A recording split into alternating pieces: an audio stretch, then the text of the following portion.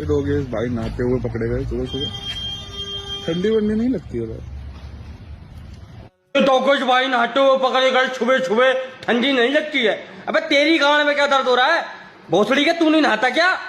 पीछे देख रहा बुलेट खड़ी है, बहन के लोड़े अपनी है, समझ में आ गया? वो तो स्विमिंग पूल में भीड़ थी इसलिए मैं ट्यूबवेल में आ गया। भाई जा भोसड़ी के जा, मेरे दिमाग मत खराब कर, यहीं कोड़ी करके गांड मार लूंगा और ये बुलेट का आगे वाला पहिया डाल के बिली मार दूंगा। बहन के भोसड़े चल रहा भाग भोसड़ी के यहाँ से। झंडी नहीं लगती, झंडी लंडन ले मेरा।